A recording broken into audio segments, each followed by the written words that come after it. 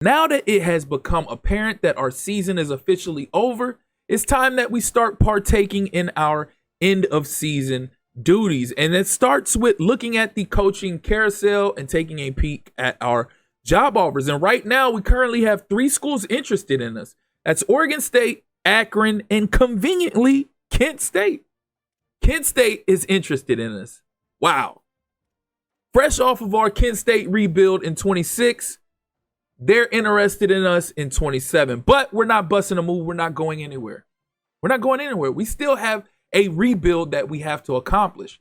And there are a lot of high-end schools that have openings right now, like Michigan, Clemson, Florida, Michigan State, Cal, my home state team, Cal, or my hometown team, Cal, Virginia Tech, Cincinnati, Iowa State, Purdue, and the list goes on.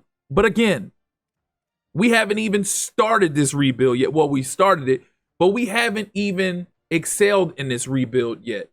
We got to turn this university around. And even if we do that, the only thing I could see us possibly taking a job, or the only school I could see us possibly taking a job for, would be Ed Reed's alma mater, Miami. That's what would make this story nice. And if you've been watching my rebuilds, you know that's typically the only thing that would make me move with a coach. But we've already took a peek at our blueprint. Let's look at early National Signing Day, see which players we already have signed. So right now we have 30 of 35 targets, but we have to remove all of the players that have locked us out right now, which is quite a bit. And then we'll look back at the players who have already signed and what we have available to us currently still on our board right now. So they're dropping like flies. So that's everybody that has been, or that's everybody that has locked us out.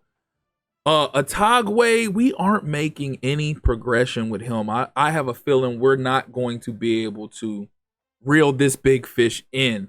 But 24 targets on our list, and not a lot of them are signed. We might have pigeonholed ourselves into a minimal roster going into year 2. What the hell?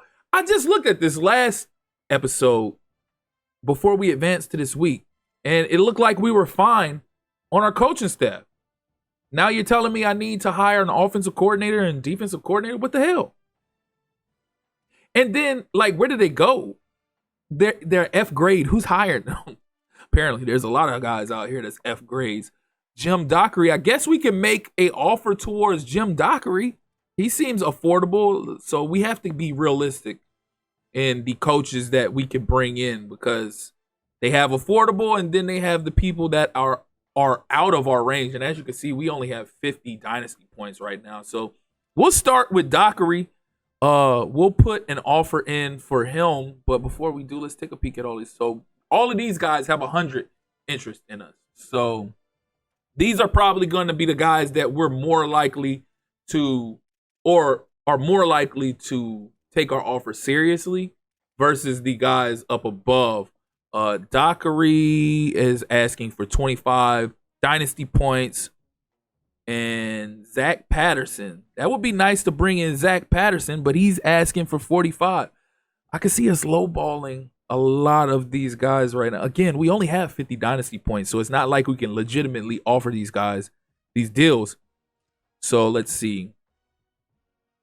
Expected NIL or expected dynasty points 25. Let's see where it would go. So his interest. So if we go up 5, he'll be interested in us. But we don't have that to offer. We still have to put offers in with other coordinators. So we're gonna have to bring this down. Let's bring it down to like 20. See if we offer him 20 and possibly offer a D coordinator 20. We might can do that, 20 or 25, depending on the coach or coordinator, should I say. So Todd Fitch.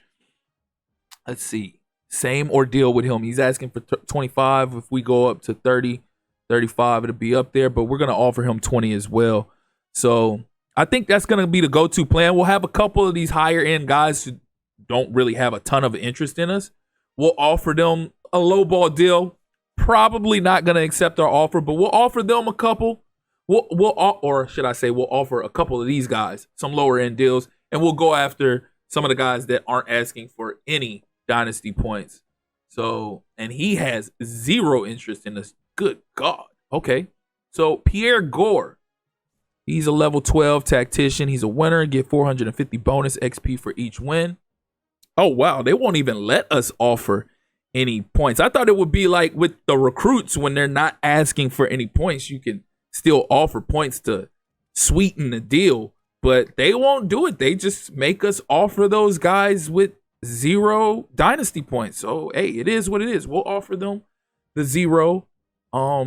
Yeah, so it looks like we're pretty stacked. We're pretty stout as far as the offensive coordinators is concerned. Now we just have to look for D coordinators.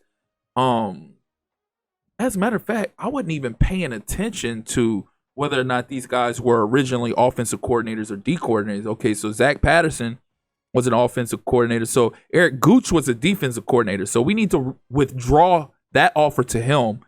And we'll check out Pierre Gore as well. Yeah, he was a D coordinator as well. So we'll withdraw that offer, and then we'll go to the D coordinator side, and we'll offer them the deals over there. So that's what we'll leave it at 3 apiece. I had 6 for this one, but we'll offer 3 contracts to, or we'll offer 3 different individuals contracts for offensive coordinator, and we'll offer 3 for defensive coordinator as well. So we'll offer Eric Gooch and Pierre Gore, and then we'll search for one other candidate that we would possibly imagine being on this staff. So let's see, Jalen Gagula.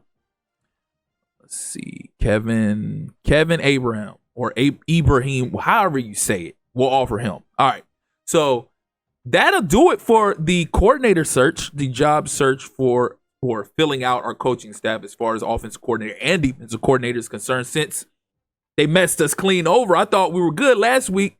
We were just good. This week, we don't have any coordinators. So that's going to wrap up our coaching search. We're going to go ahead and advance to the following week. But before we do, let's take a peek at these top stories and the college football playoff. You got a big-time rivalry matchup between UCLA and USC facing off in the first round. And then you got a big-time matchup between BYU and Memphis, 2 unexpected teams to be in the playoff, and a massive matchup between Oregon, Dante Moore in Oregon, and number 7 South Carolina with Lenore Sellers as well as Nick Harbor. But I'm going to go ahead and wrap up this episode as we're already over 7 minutes, and the end of season and all season activities can take pretty long. So I don't want to lose track of time, and I'm going to cut these up into intervals and segments, and they will have their own solo episodes. So that's going to do it for this episode. As always, if you're here for the first time or you're returning and you haven't liked or subscribed already, please do so. Click that notification tab so you can stay up to speed with more of this Georgia Southern rebuild, as well as other College Football 27 content.